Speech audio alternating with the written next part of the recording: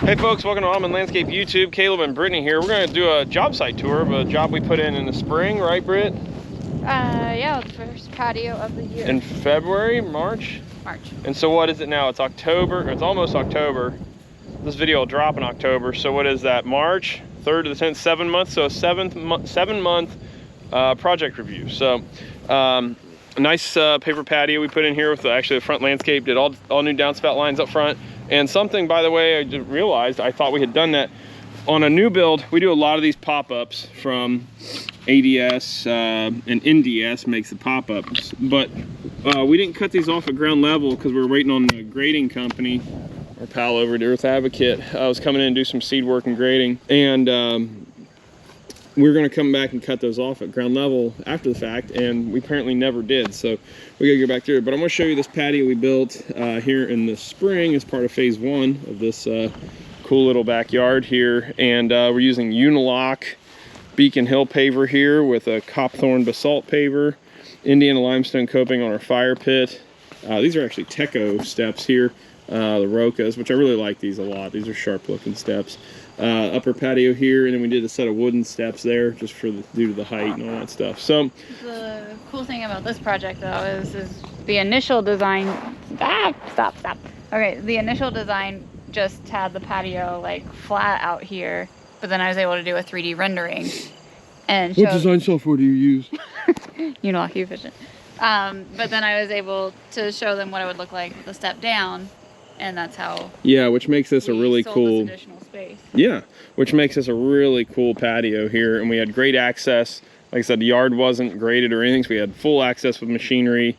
It was really awesome. So a few things. Again, this part of the project is phase 1. Phase 2 now is going to be we're come in, add beds around here, tidy up and finish grading and things like that. We're gonna dig out that soil back there, put in good soil, fill it full of hydrangeas, be a great space for it, north facing there, protected from some wind, but also out of that brutal hot summer sun. A few things here I want to talk about on this job. Again, phase 2 is gonna be an enhanced beautification of it. So in the spring, it was all mud, just get this up, graded, and then lawn finish guys come in, do that work, and then add landscaping down the road. So a few things. A few things I want to do and we're going to do, and a few things we did that are super cool. When you've got a bank like this, and we talk about this at the Hardscape Academy and a bunch of other places here on social, but we added a lintel band here below, and you can see that it's this is actually an upside down paver below the pavers here, so that you can see how this soil has slipped away, and on these slopes it's going to, and the client put these big rocks in here.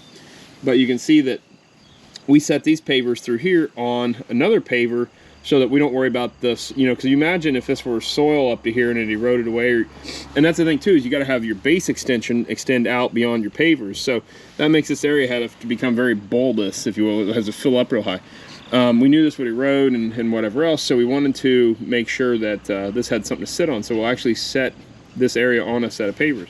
And then here's a great example of what happens if you don't, as you run the risk. And again, these are big monolithic steps, so I'm not super worried about this. But you can see some base can start to erode out and away. And what I'll want to do in our phase 2 here is we're going to add some mortar here. I think that's perma edge there, but a concrete edge restraint of any kind, I don't care. And we'll stuff that in there just to hold that up, and then we'll cover that with whatever landscape mulch we end up using.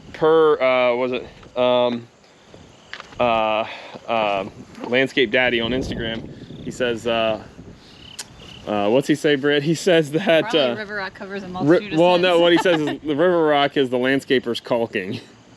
So, you know, caulk will cover up all your screw-ups in interior. Well, I'm not trying to cover a screw-up. No, but so anyways, yeah, so that'll have a lot of river rock in there and tidy that up, whatever.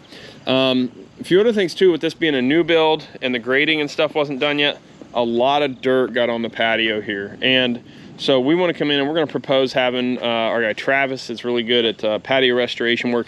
He's going to come in and get a bunch of this dirt out of here. A few things on the landscape design end of things. We want to make this nice and neat. So we're actually going to add some big flagstone around here for a stepper path around here. But we're going to create a bed line that's going to run more or less somewhere into here, allow the turf to come up to this area, and then it's going to curve back out, and we're going to go probably to that corner, right? And again, just simple landscape, nothing crazy. It's gonna be awesome, just a nice space. And then off that bed line there, something comes in here.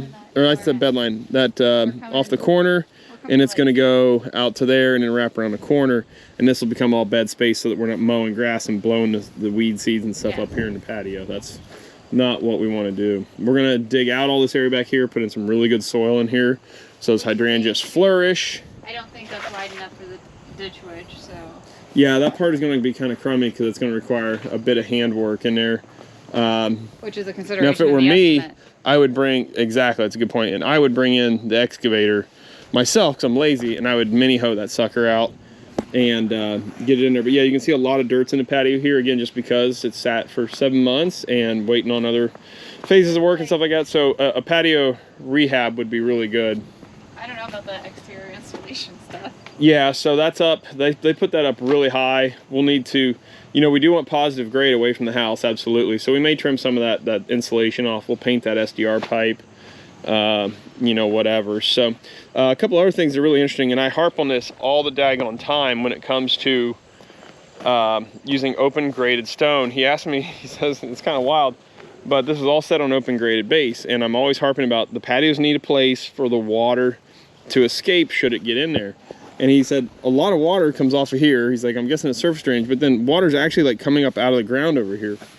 And that's because water's getting into all of our substrate over here through the fire pit, up around the house, and it's coming out here, which is the lowest point, which is good. We want that water to get the heck out of here.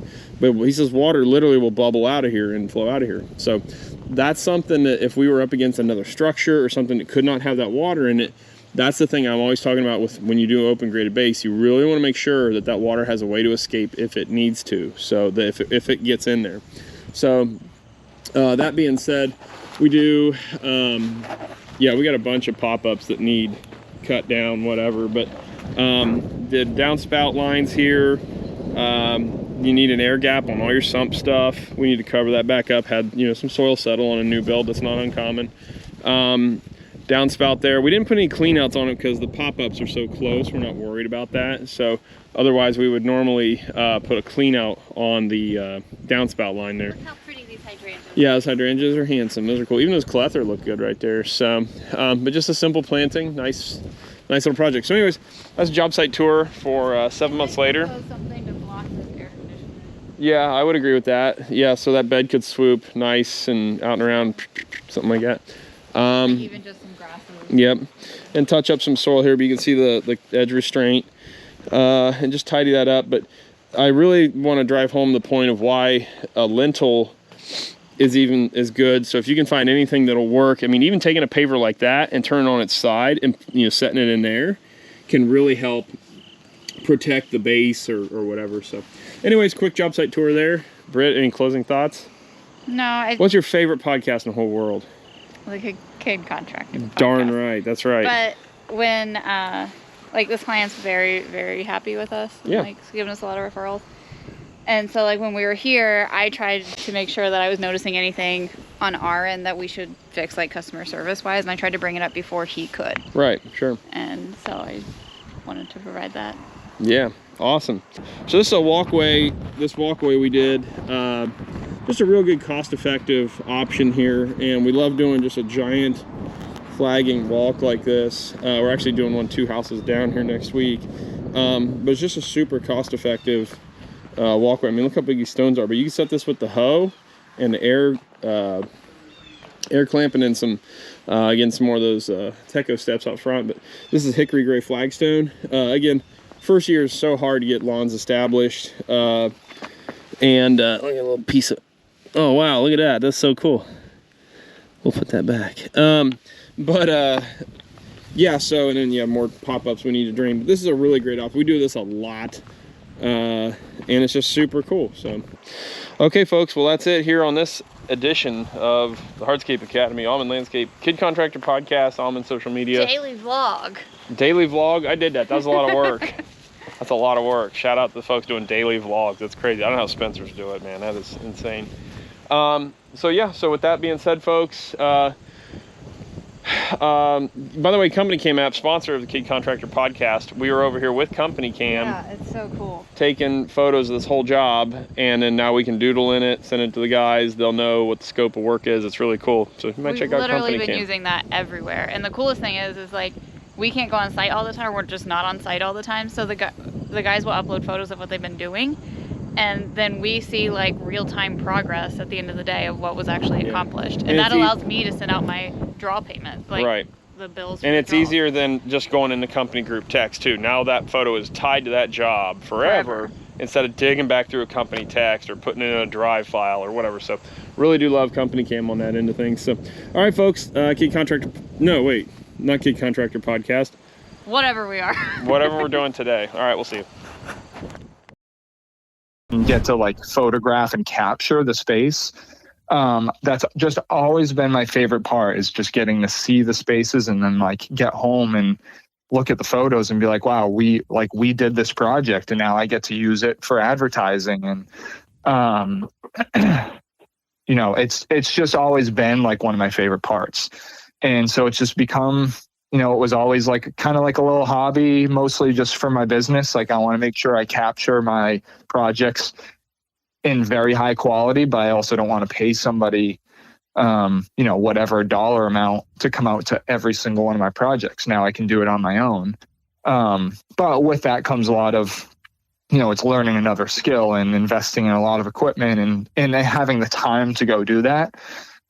So there's a lot of reasons why, you know, people can't just do that. But for me, it was always a priority.